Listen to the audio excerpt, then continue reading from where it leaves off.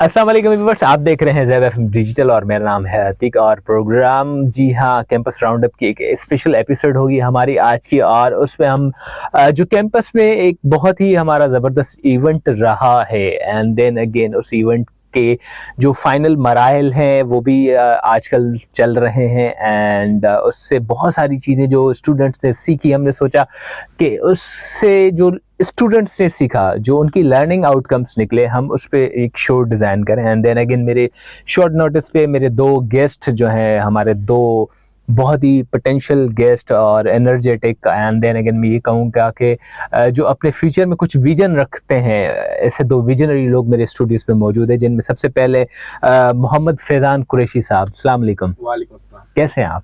अल्हम्दुलिल्लाह सर, आप कैसे हैं? और एक हमारे, हम उनको ये कह सकते हैं कि आइडियलिटिक और कंसेप्चुअल माइंड रखने वाले हमारे बहुत ही अच्छे दोस्त हुज़ैफ़ा कुरैशी। अस्सलाम वालेकुम हुज़ैफ़ा, वालेकुम सलाम। कैसे हैं आप? I am good, what about you? अल्हम्दुलिल्लाह सुम्मा अल्हम्दुलिल्लाह। बहुत अच्छा लगा आप लोगों ने मेरी ऑन कॉल मेरे इनविटेशन को एक्सेप्ट किया और मेरे स्टूडियोज़ में आए। ज़ैबिस्ट ट्रेडिंग लीग आज का हमारा मुद्दा है एंड देन अगेन काफ़ी पॉपुलर इवेंट रहा है ये ज़ैबिस्ट में, काफ़ी सारे स्टूडेंट्स इसके बारे में जानते हैं और मैंने कहा कि हम अपने व्यूअर्स से भी बात करें, उनको भी बताएँ कि हमारा ये ट्रेडिंग लीग कैसा रहा, क्या रहा और किस तरह वो प्रोसेस किया गया था। 30 दिन का एक तवील सफ़र रहा और आपको 10 लाख रुपए पर स्टूडेंट को दिए गए थे, यानी कि वर्चुअल मनी थी ऑब्वियसली। और इसके बाद आपके पास सिमुलेटर सॉफ्टवेयर्स थे जिसके ऊपर आपने वो पूरे 30 में जो दिन थे उस पर ट्रेडिंग की, डिफरेंट शेयर्स लिए, खरीदे, बेचे एंड देन अगेन उसमें आपने जो डिफरेंट एटमॉस्फेयर्स थे या जो पॉलिटिकल सिनेरियो, जैसे मैं एक लफ्ज़ कहूँ पेस्टल एनालिसिस जो होता है, उसको मद्देनज़र रखते हुए आपने ये सारा प्रोसेस किया। ये तो सो कॉल्ड मेरे पास इंफॉर्मेशन थी। तो फैज़ान आप हमें बताएं कि एग्जैक्टली था क्या, किस तरह आपको पता लगा कि भाई ये होने वाला है और हो रहा है, आपने पार्टिसिपेट किया एंड देन अगेन आपको क्या रूल्स एंड रेगुलेशंस का सामना हुआ? तो बेसिकली एक हमारा फाइनेंशियल मैनेजमेंट कोर्स था, तो ये प्रोजेक्ट हमें उसमें असाइन हुआ। तो इन्वेस्टर्स लाउंज थे हमारे साथ, तो उन्होंने उनका एक बहुत state of the art technology पे बना हुआ सिमुलेटर है, जिसमें लाइव पाकिस्तान स्टॉक एक्सचेंज की जो है वो डेटा चल रहा होता है। और वहाँ पे जैसे टाइमिंग्स हमारे पाकिस्तान स्टॉक एक्सचेंज की खुलती हैं और बंद होती हैं, वहीं पे बिल्कुल एग्जैक्ट सेम टाइम पे जो है ना रियल टाइम डेटा पे चल रहा होता है। अच्छा, इसमें ये था कि हमें आपने बताया 10 लाख रुपीस हमें मिले थे और उस पर हमें फिर ट्रेडिंग करनी थी। उस ट्रेडिंग में अब हमें जो है हमारे पास टाइम काफ़ी कम था, तो हमें उसमें आप ये भी देखना था कि आपको टेक्निकल एनालिसिस की तरफ जाना है या फंडामेंटल एनालिसिस की तरफ जाना है। सही। तो आपको जो है वो बहुत सोच समझ के उसमें अमाउंट लगानी पड़ती है और अल्हम्दुलिल्लाह मैं भी उसमें पार्टिसिपेट कर रहा था। तो मैंने अभी टॉप 5th में रैंक आया मेरा, अल्हम्दुलिल्लाह। अल्हम्दुलिल्लाह। तो बेसिकली रूल्स तो यही थे कि आपको जो है ट्रांज़ैक्शन जो भी रिकॉर्ड करनी है ना, वो एटलीस्ट 500 शेयर्स होनी चाहिए पर ट्रांज़ैक्शन, चाहे आप बाय कर रहे हैं या सेल कर रहे हैं। उसके अलावा टाइमिंग्स आपको देखनी थी और 1 मिलियन आपको मिले थे, उस पे ट्रांज़ैक्शन करनी थी। और एक रूल ये था कि एटलीस्ट 20 ट्रेड्स आपको जो है वो लेनी है over the span of 1 month. 30 days. 30 days, yes. तो सही। बस ये सिंपल रूल्स हैं। अच्छा, ऑब्वियसली उसकी सिलेक्शन किस तरह करते थे? क्या आपको समझाया गया था कि भाई किस तरह ये फॉर एग्ज़ाम्पल हम जो शेयर्स ले रहे हैं या बेच रहे हैं एंड देन अगेन 20 जो आपने बताया सारा मामला, उसमें आपको सिखाया और समझाया गया तो होगा ना, जैसे आपने कहा टाइम को देखना है, क्या टाइम में क्या देखना है? जैसे मैंने पेस्टल एनालिसिस का इनिशिएटली बोला था, तो उसमें क्या चीज़ें देखनी होती हैं? क्या मतलब टिप्स हैं? अच्छा, इसमें बेसिकली जो इन्वेस्टर्स लाउंज का जो प्लेटफ़ॉर्म था, इसमें वीडियोज़ भी अवेलेबल करी गई थी हमारी एजुकेशन से रिलेटेड। तो उन्होंने हमें ट्रेंड एनालिसिस बताए थे कि किस तरीके से करना है, सपोर्ट क्या होती है, रेजिस्टेंस क्या होती है। उसके अलावा अगर आप फंडामेंटल किसी कंपनी को देख रहे हैं, फंडामेंटली में बेसिकली उसकी जो परफॉर्मेंस है, फाइनेंशियल स्टेटमेंट्स हैं, आप उसको देख रहे हैं। फिर पेस्टल एनालिसिस की आपने बात करी, तो इकोनॉमिकली जैसे आपको पता है इमरान खान का जो केस चला, उसकी वजह से बहुत इम्पैक्ट आया। स्टॉक मार्केट वैसे ही डाउन ट्रेंड में थी, तो उसको हमें पूरा एनालाइज करके वो देखना होता है। तो उस बेसिस पे जो है हम लोग स्ट्रेटेजीज बना रहे थे। शुरू में तो खैर मुझे प्रॉफिट के साथ लॉस भी हो रहा था, बिकॉज ये ना कि आप जितना ज़्यादा अपने आप को डाइवर्सिफाई करते हैं तो उतना ज़्यादा जो है वो आपको रिटर्न कम हो जाता है। लेकिन फिर हमने उसको थोड़ा मैनेज करा। मैंने उसको इस तरीके से मैनेज किया कि मैंने जहाँ 15-20 स्टॉक्स में लगाया हुआ था अमाउंट, उसको कम करके 5 में लगा लिया, 3 में लगा लिया, 5 में लगा लिया एट अ टाइम। और उसको ट्रेड को मैंने टाइमिंग कम कर दी। पहले मैं जो है वो एक वीक रुक रहा था, मैंने कहा नहीं, ज्यादा से ज्यादा 2 दिन 3 दिन ट्रेड में लेना है। तो वो ऑब्जेक्टिव मैंने अपना चेंज करा। तो अल्हम्दुलिल्लाह रिजल्ट सामने है आपके। सही। अच्छा, तो हमारे साथ हुज़ैफ़ा भी स्टूडियोज़ में मौजूद है। हमारी बात हुई थी टीचर्स के साथ, तो उन्होंने बताया कि भई बिहाइंड द एंटायर प्रोग्राम हमारे एक हुज़ैफ़ा हैं जो ये कॉन्सेप्ट लेके आए और हमसे शेयर किया, मैम मार्क का कहना था। एंड देन अगेन सनन डिसोज़ा साहब भी हमारे पास थे, तो उन्होंने भी बताया कि भई उन्होंने हमारी कोऑर्डिनेशन करवाई। तो how you come up with this idea? तुम्हारे ज़हन में कैसे आया? क्या हुआ? ये तुमने किस तरह सोचा कि मुझे अपनी क्लास में या अपने टीचर्स के साथ पिच करना चाहिए, और आपको कैसे फ़ील हुआ कि they gonna accept your proposal and you gonna execute this entire program? अच्छा, बेसिकली हुआ ये था कि पिछले साल मैं ईवी में था ऑफ सोसाइटी, तो उसके नाम इवेंट्स कराने होते हैं बेसिकली। तो मैं डिफरेंट सर्चेस करता रहता हूँ डिफरेंट न्यूज़ में क्या चल रहा है आजकल, कौन से इवेंट ट्रेंडिंग में चल रहे हैं। तो इकरा यूनिवर्सिटी का बेसिकली मैं सर्च करा, तो मुझे दिखा कि वहाँ पे एक लीग हुई है यंग चैंपियंस के नाम से। तो आई सर्च अबाउट इट कि क्या है। तो मैंने सर्च किया तो पता चला इट्स अ ट्रेडिंग लीग, जो कि उनकी तो 2 मंथ्स की थी बेसिकली। और उनका भी ऐसे ही था कि किसी प्रोजेक्ट था उनका कोर्स का, और open for all Iqra universities थी और ऑल कैंपसेस थी।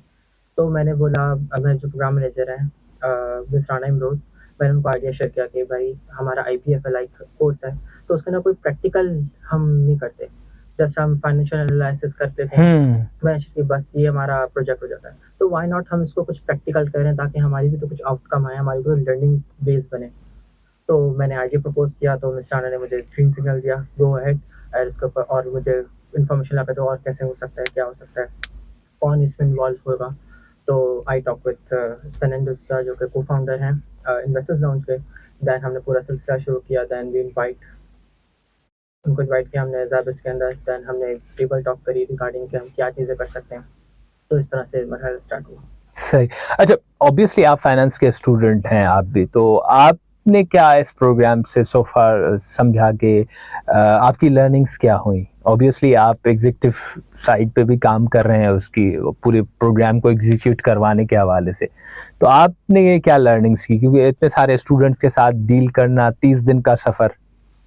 बेसिकली एक जो एजुकेशन पर्पस अगर स्टूडेंट्स का हो, तो एजुकेशन की वजह से वो तो एक टॉप पर है। आपको लाइफ से रिलेटेड मिल रहा है, आपको एजुकेशन कोर्स मिल रहा है साथ साथ। तो स्टूडेंट्स के बिहाफ पे अगर मैं बात कहूँ तो बेस्ट वो है अपॉर्चुनिटी।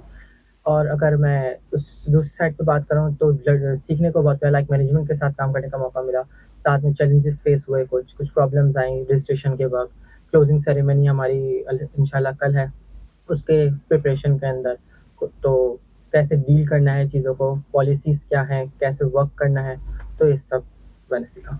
अच्छा, आप ऑब्वियसली क्लास में या जो जिन बच्चों ने पार्टिसिपेट किया, तो आपके पास क्या फीडबैक आ रहा है? क्योंकि आप एक स्टूडेंट भी हैं, तो आपके साथ उनका एक रवैया डिफरेंट होगा।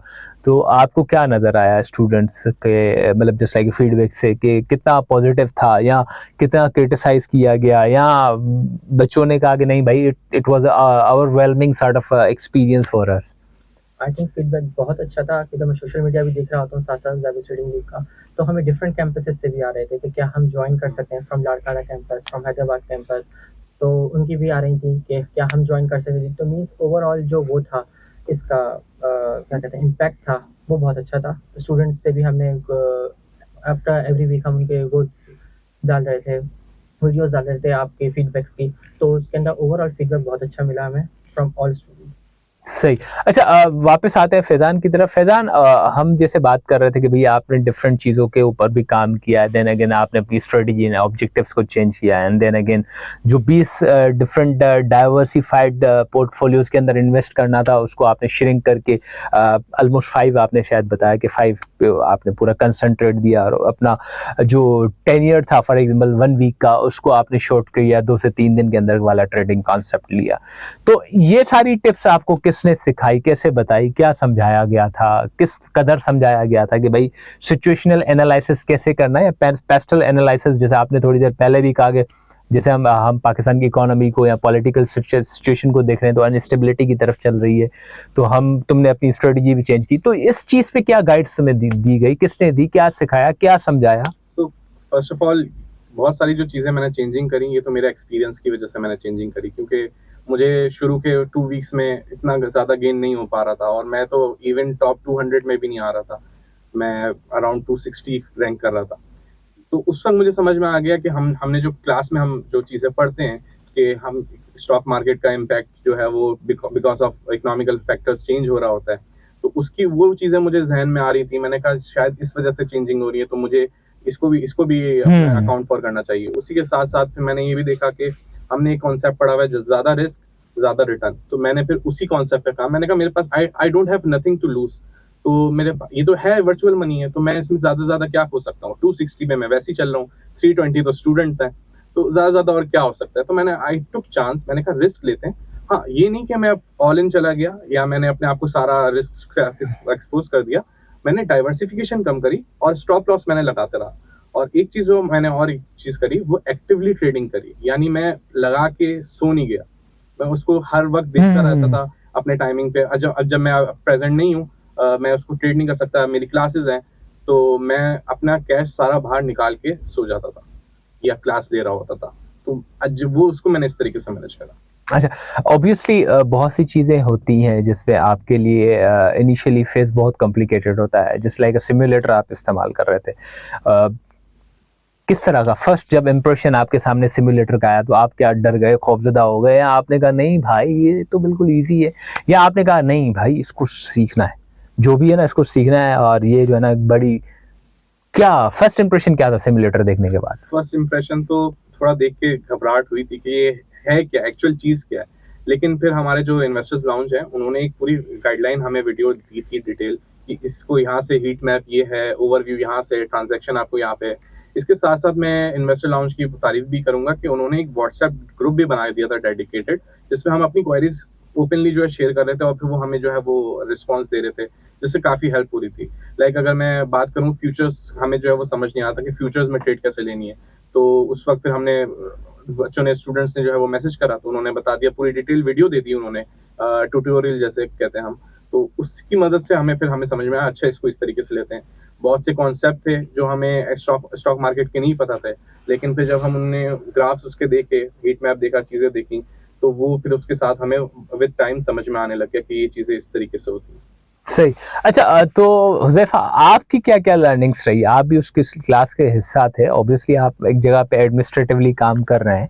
इसके अलावा आपकी क्या-क्या लर्निंग्स रही? आपने कोई पार्टिसिपेट खुद भी किया, या मतलब आपकी मसरूफियत की वजह से वो आप पार्टिसिपेट उस तरह ना कर पाए? मैं वैसे भी पार्टिसिपेट मुझे करना था, बट जो मसरूफियत अलग थी एडमिन की, उसके साथ साथ और भी रिस्पॉन्सिबिलिटीज़ थी, लाइक और भी साथ साथ चीज़ें चल रही थी, इन्वेस्टर्स लाउंज को करना, फिर साथ साथ हमें कैश प्राइजेस रखने, तो स्पॉन्सर्स की बात करना, तो उसकी वजह से पार्टिसिपेट तो मैं कर नहीं पाया।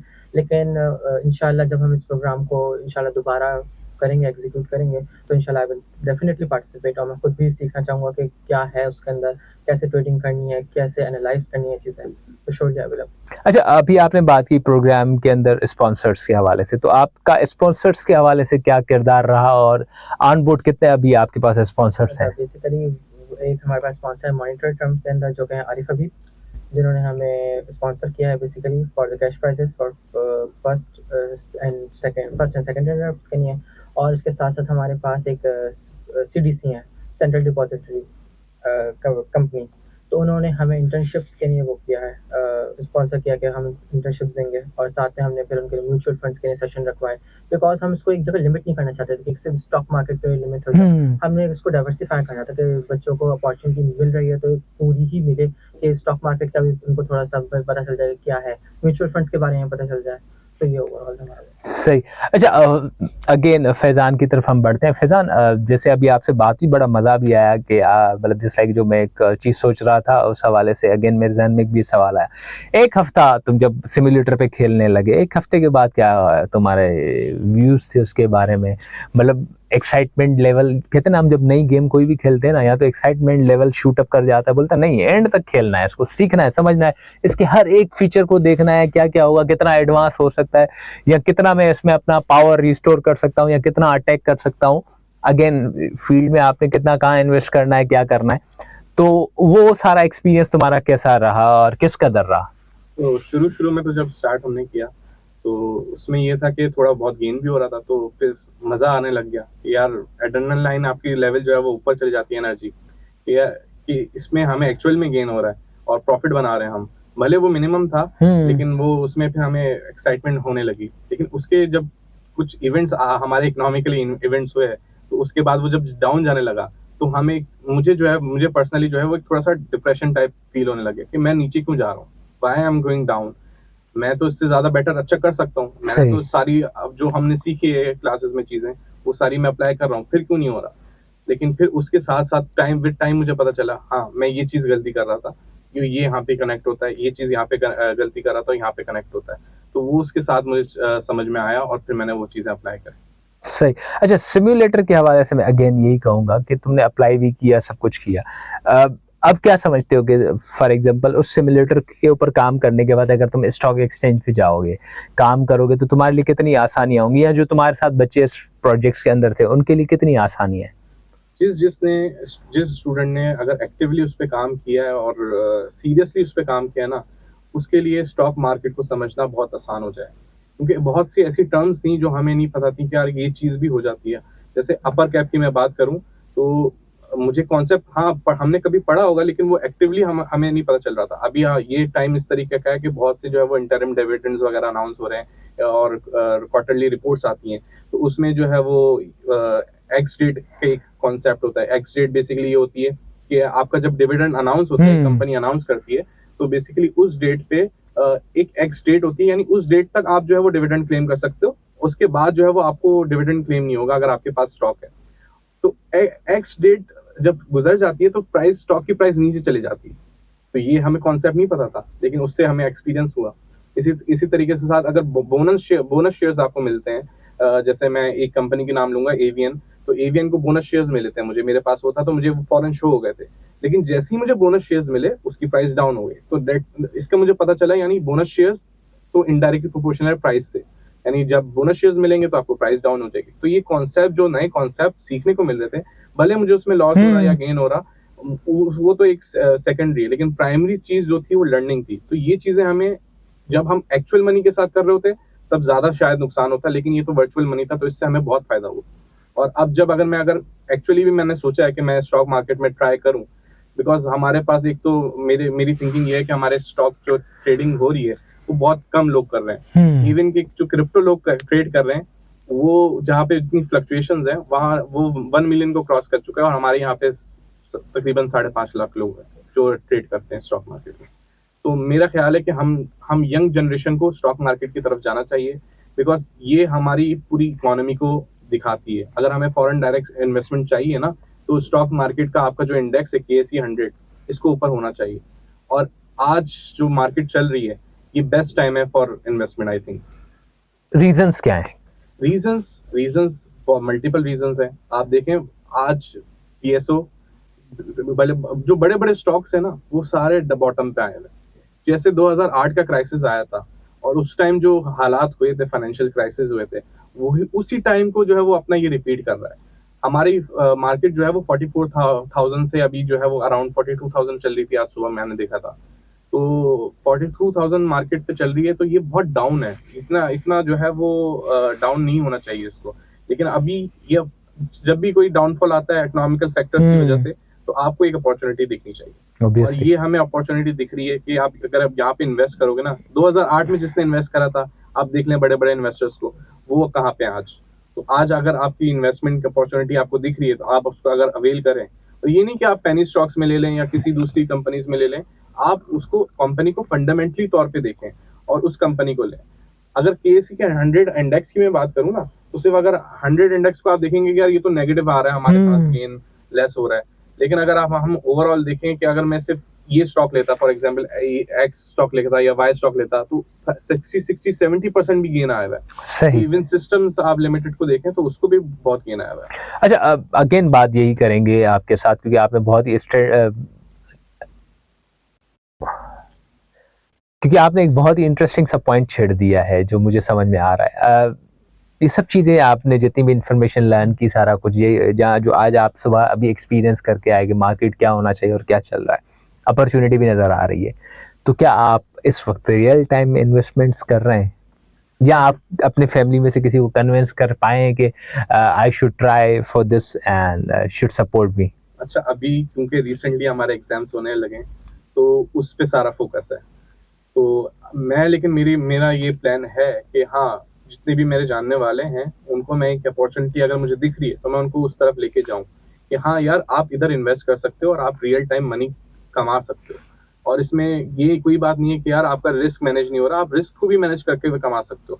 आप अगर ये मैं एक बात करूं, आप एक बैंक में अगर सेविंग अकाउंट है, बिल्कुल आप उसमें पैसे रखते हो, तो आपको कितना 18, 19, 20% ज्यादा से ज्यादा रिटर्न मिल जाएगा ना। लोग क्या करते हैं, उस बैंक के ही स्टॉक्स में इन्वेस्ट कर देते हैं और उससे ज्यादा रिटर्न कमा लेते हैं। सही। मैंने ये एग्जांपल्स देखी हैं लाइव, तो मैं आपको बता रहा हूँ। अच्छा, अगेन स्टॉक मार्केट बहुत नीचे है इस वक्त, इन्वेस्टमेंट करनी चाहिए, गैप नजर आ रहा है, एंड देन अगेन वक्त अपने आप को शायद रिपीट भी कर रहा है, 2018 के क्राइसिस भी आपने बताए। अगर इस सब चीज़ों को देखते हैं तो आगे कितना टाइम आप फॉर एग्जांपल अपनी लर्निंग के हिसाब से देख रहे हैं कि कितना टाइम आपकी पोटेंशियल टाइमलाइन होगी जिसमें आपको इन्वेस्ट करना चाहिए? क्योंकि एकदम से तो शाफ्ट नहीं आता है, 2, 4, 6, 8 महीने, साल, 1.5 साल तक लगता है। तो आपको क्या नज़र आ रहा है? मुझे जो नज़र आ रहा है वो ये नज़र आ रहा है कि मार्केट में अभी आप रिसेंट देखें तो अच्छे इकोनॉमिक फैक्टर्स की वजह से मार्केट थोड़ी सी उठी है, और अभी भी बहुत पोटेंशियल है। मैं एक्सपेक्ट कर रहा हूँ कि आने वाले 2.5 साल आपके पास बहुत क्रूशल है, 2-2.5 साल, और इसके बाद जो है वो आपकी इन्वेस्टमेंट, एक्चुअल इन्वेस्टमेंट आपको गेन दिखेंगे आपको। तो 2-2.5 साल का टाइम है आप। अच्छा, I want to add one more thing in this कि स्टॉक मार्केट बेसिकली 2-3 साल का कहानी नहीं कि आप स्टॉक लो और बेच दो। It's a long term investment. जब तक आप लॉन्ग टर्म इन्वेस्टमेंट नहीं कर सकते इसके अंदर, जब तक आप इसके अंदर गेन नहीं कर सकते। सही। बेसिकली आप कोई स्टॉक ले रहे हो तो आप उसको लेकर भूल जाओ फॉर 5 से 6 साल के लिए, उसके बाद आपको फिर उसका रिटर्न है वो आपको लाजमी मिलेगा। अच्छा, आपने एक और बात कर दी कि भाई 5 से 6 साल लेके आप उसको भूल जाएं, एंड देन अगेन आप उसके रिटर्न्स को देखें। आपका क्या नुक्ता नज़र है? आपने भी ऑब्वियसली सेशंस में बैठे होंगे बहुत सी चीज़ें, क्योंकि आपकी बात करने के अंदाज से आइडिया हो कि आप सेशंस वगैरह में बैठे हैं, आपको इन्फॉर्मेशन काफ़ी है। तो किस तरह के शेयर्स को लेना चाहिए जिनको लेके 5-6 साल तक बंदा लेके भूल जाए? बेसिकली वही एनालाइज करना है सबसे पहले तो आपको कि कौन से शेयर्स इस वक्त डाउन चल रहा है। डाउन नहीं, आप बेसिकली एनालाइज करो कि बिजनेस का है। आप अपना माइंडसेट बिजनेस माइंडसेट बनाओ। आप ये लो कि यार ये आज चल रहा है, अब कल आप ग्राफ्स देखते हो, वैसे आप ग्राफ जब देखोगे तो ये नीचे है तो अब ये बढ़ेगा। ये नहीं करो, आप पूरा उसको एनालाइज करो कि भाई इस साल ये है तो पिछले साल करो। आप इस शॉर्ट टर्म एनालाइज कर लेते हो, कल ये था आज ये था, ये नहीं चलता फॉर द स्टॉक मार्केट। आपको बाकायदा फाइनेंशियल स्टेटमेंट्स देखनी पड़ती हैं पिछले काफ़ी सालों की, ताकि आपको एक प्रॉपर वो पिक्चर नज़र आ सके कि स्टॉक की फ्लक्चुएशन चल कैसे रही है, जैसे कंपनी की हेल्थ कैसे चल रही है, डिविडेंड्स क्या थे। और यही है कि जिसके क्या कहते हैं, जैसे फैज़ान ने भी डिस्कस किया कि इस वक्त क्राइसिस का वो चल रहा है, तो बेसिकली क्राइसिस के बाद जो अपॉर्चुनिटीज़ आती हैं, बेसिकली लाइक अभी हमारे फ्लड्स आए, तो आप देखें उसके बाद जो इम्पैक्ट हमारी स्टील इंडस्ट्रीज़ के ऊपर, सीमेंट इंडस्ट्री, उसके स्टॉक्स बढ़ गए। तो इट्स लाइक ये नहीं क्राइसिस आ रहा है तो ये क्राइसिस चलते जाएंगे। नो, क्राइसिस फॉर अपॉर्चुनिटीज़ लेकर आते हैं अपने साथ। तो यही मैं कहूँगा कि अपॉर्चुनिटी इस वक्त बहुत अच्छी है। इन्वेस्ट करना है तो इन्वेस्ट इस वक्त बेस्ट टाइम है अपने मार्केट में इन्वेस्ट करने का। What I परज्यूम from your discussions like कि जहां पर आपको नजर आता है कि भाई जिस इंडस्ट्री में पोटेंशियल नजर आ रहा है, जिस इंडस्ट्री की इन अदर वर्ड्स की ग्रोथ नजर आ रही है कि भाई ये यहाँ पर ये मामला, तो ये क्राइसिस तो है, जैसे एक हम कहते हैं ना, रॉ मटेरियल, फिनिश गुड और प्रोसेसिंग का बीच में जो गैप है, उसमें जिस इंडस्ट्री को या जिस टेक्नोलॉजी के ऊपर आप देख रहे हैं कि भाई इसके अंदर ग्रोथ आने वाली है या आने वाले वक्तों में इसकी जस्ट लाइक डिमांड बढ़ जाएगी, तो उसमें हमें इन्वेस्ट करना चाहिए, ऐसा ही है? बिल्कुल। इसको अगर मैं सिंपली ऐसे कहूँ, हमारे जो फ्लड्स की बात करी तो फ्लड्स में आपके घर तबाह हुए, तो जाहिर सी बात है सीमेंट लगेगी, तो सीमेंट कंपनीज की प्राइसेस अब जानी है। उसके साथ फसलें तबाह हुई, तो आपकी जो फर्टिलाइजर्स हैं, तो उसमें वो उधर जाए, वो इंक्रीज होना है। उसके अलावा जनरली आपको क्या करना चाहिए, आप कौन से प्रोडक्ट यूज करते हैं ना, आपने अगर टूथपेस्ट की बात करूं, मैं कोलगेट यूज करता हूँ, तो कोलगेट की सिर्फ टूथपेस्ट नहीं बनाता, उसके 10 प्रोडक्ट्स और हैं, तो उसका शेयर क्यों आप नहीं बाय करते? जब जो प्रोडक्ट आप यूज कर रहे हैं उसका आप शेयर बाय करें ताकि आपको गेन मिल सके। मैं एक एग्जांपल में देख रहा था, वहाँ पे वो कह रहा था मेरा जो साल का पेट्रोल है ना वो फ्री है। मैंने पूछा, इंक्वायर की कैसे, तो बोला मैंने इस फलाना कंपनी के ना पेट्रोल के कंपनी है उसके शेयर्स बाय करे हुए, तो मुझे उसका डिविडेंड मिलता है सही एनुअली, तो उस डिविडेंड की वजह से जो जितना अमाउंट मुझे मिलता है तो वो मेरा पेट्रोल का खर्चा पूरा होता है। तो इस तरीके की आप इन्वेस्टमेंट सोचते हो जहाँ अपॉर्चुनिटी आपको दिखे, जहाँ ग्रोथ आपको दिखे। अगर मैं अभी एक स्टॉक की बात करूंगा, एक हमारे पास स्टॉक है PSO, जो 2019 में हमारा कोविड आया था, तो उसके अराउंड जो प्राइस चल रही है अभी PSO की, तो वो सेम पे आ गया था। अभी 100 के आसपास चल रहा है, 100-110। कोविड के टाइम भी वो वहाँ पे 100-110 पे था और वो 200 प्लस चला गया था। तो अभी साइकिल तो रिपीट होती है ना, जब अब वो 100-110 दोबारा है, तो उसके अंदर पोटेंशियल आपको दोबारा दिख रहा है, और एक स्टेट ओन बिल्कुल। कंपनी है, तो आप ये देख सकते हैं। इसमें फाइनेंशियल एडवाइस नहीं है, अपनी आपको जो है वो रिसर्च खुद करनी है, लेकिन मैं सिर्फ आपको अपनी नॉलेज बता सकता हूँ। Very true. इवन हम इस वक्त जो प्रोग्राम कर रहे हैं, ऑब्वियसली मैं आप लोगों से जो डिस्कशन कर रहा हूँ वो यही है कि आप स्टूडेंट्स की लर्निंग्स क्या हुई, कैसे हुई, क्या मॉडल्स थे, किस कदर थे, एंड देन अगेन उसके आउटकम्स क्या आ सकते हैं। हम एक जस्ट लाइक अपनी नॉलेज के बेसिस पे बात कर रहे हैं, हम कोई एक्सपर्ट ओपिनियन ऑब्वियसली नहीं दे रहे। Once again thank you so much. आप दोनों को मैंने शॉर्ट नोटिस पे बुलाया, आप दोनों आए और बहुत ही अच्छी सी चीज़ें आप लोगों से मैंने भी सीखी, और मेरे अंदर भी एक इंटरेस्ट डेवलप हो चुका है। और अपकमिंग जो आपका इंशाल्लाह ट्रेडिंग लीग होगी उसमें मैं भी पार्टिसिपेट ज़रूर करूँगा। मुझे भी वो सिमुलेटर से सीखने का बड़ा ही पता नहीं क्यों क्यूरियोसिटी डेवलप हो रही है। एंड देन अगेन जो टिप्स आप बता रहे हैं, ऑब्वियसली जब मैं पार्ट बनूंगा तो मुझे भी ऑब्वियसली वो सारी गाइडलाइंस मिलेंगी, ट्यूटोरियल्स मिलेंगी, तो और मेरे लिए आसानी हो जाएगी। बट अगेन मैंने बहुत कुछ सीखा आप लोगों से कि भाई सबसे पहली चीज़ ये है कि ग्रोथ चेक करें, कंपनी की अपनी स्टेबिलिटी चेक कर दें, अपॉर्चुनिटी देखें। ज़रूर नहीं है कि भाई फॉर एग्जांपल इकोनॉमी में डाउन साइजिंग आ रही है तो ठीक है कि एक साइड पे आ रही होगी, दूसरी साइड पे कहीं ना कहीं अपॉर्चुनिटी क्रिएट हो रही होगी, तो आप अपना जो पैसा है या जो अपने शेयर्स हैं वो आप मूव करवाएं, उस अपॉर्चुनिटी की तरफ जाएं जहां आपको फ्यूचर में ग्रोथ आ रही है। एंड ट्रेडिंग का जो बिजनेस है वो शॉर्ट टर्म नहीं देखना है, ऑब्वियसली आपका विजन बड़ा होना चाहिए। 4 से 5 साल तक आप लेके भूल जाएं कि आपने कुछ लिया था तो फिर आपको प्रॉफिट मिलेगा। ये थी मेरी लर्निंग्स, और आई बिलीव कि मेरे व्यूवर्स की भी काफ़ी अच्छी लर्निंग्स हुई होंगी। अगर आपका कोई फीडबैक हो ट्रेडिंग लीग के हवाले से या हमारे इन दोस्तों की नॉलेज के हवाले से या मेरे हवाले से, आप ज़रूर लिख भेजिएगा। वंस अगेन मैं यही कहूँगा कि ट्रेडिंग लीग के हवाले से being a student, for the students आपका कोई मैसेज जो आप देना चाहें। आई थिंक जो यूनिवर्सिटी में ऐसे प्रोग्राम्स होते हैं उसमें मस्ट स्टूडेंट्स उसके अंदर एनरोल्ड हों, उसके अंदर हिस्सा लें, because it's a great opportunity. इसके बाद लाइफ के बाद आपको अपॉर्चुनिटीज नहीं मिलेगी, इसके बाद आपको जाना है अपने प्रोफेशनल लाइफ के अंदर, वहाँ आपको ऐसी लर्निंग्स नहीं मिलेंगी जो इस वक्त आपको यहाँ पे क्रिएट करके दी जा रही हैं फॉर द फ्री। मैं एक फ्री अपॉर्चुनिटीज है जो आपको यूनिवर्सिटी दे, तो must enroll in this type of program और फायदा उठाएं। मेरा मैसेज यही होगा कि एक तो जो स्टूडेंट्स हैं, तो स्टूडेंट्स को चाहिए, अगर ऐसा प्रोग्राम हो रहा है, बिल्कुल मैं सपोर्ट करता हूँ ज़ैफ़ा की बात को कि वो ये इसमें पार्टिसिपेट करें, ताकि आपकी जो जो थियोरेटिकल लर्निंग्स है ना, आप उसको प्रैक्टिकल लर्निंग्स अप्लाई कर सकें, प्रैक्टिकली अप्लाई कर सकें, अपनी ज़िंदगी में देख सकें क्या है। और दूसरा, मैं जो आम ऑडियंस है हमारी, उसको मैं ये कहूँगा कि स्टॉक मार्केट को ज़रूर देखें, एज अ ट्रेडर नहीं तो एज अ इन्वेस्टर सोचें।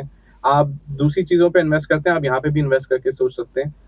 इवन अगर आप एक्टिवली मैनेज नहीं कर सकते, म्यूचुअल फंड्स के भी आपके पास ऑप्शन है, तो आप वहाँ पे भी जाके आप अप्लाई कर सकते हैं और देख सकते हैं। तो आपको इंशाल्लाह अच्छे रिटर्न्स आपको एक्सपेक्ट कर सकते हैं। सो व्यूअर्स, आपको सारी टिप्स और बहुत सारी ओपिनियंस मिल चुकी हैं। एंड देन अगेन मैं भी यही कहूँगा, और शायद मैं भी ट्राई करूँगा कि स्टॉक एक्सचेंज को उस तरह देखूँ जिस तरह ये मेरे दोस्त देखते हैं। एंड देन अगेन बहुत अच्छी टिप्स इन्होंने दी कि भाई कहीं कोई मसला होता है तो उसके साथ कुछ ना कुछ अपॉर्चुनिटीज़ भी ज़रूर होती हैं, आपको फोकस होना पड़ता है, फोकस के साथ साथ थोड़ा सा विजनरी होना पड़ेगा, थोड़ा सा अपने होमवर्क को बढ़ाना पड़ेगा। जब भी किसी फाइनेंशियल इंस्टीट्यूशन के शेयर्स में आप इन्वेस्ट कर रहे हैं तो उसकी प्रीवियस हिस्ट्री को ज़रूर चेक करें। एंड देन अगेन इसी के साथ मैं आपसे चाहूँगा इजाज़त। Stay tuned, this is ज़ेब FM digital.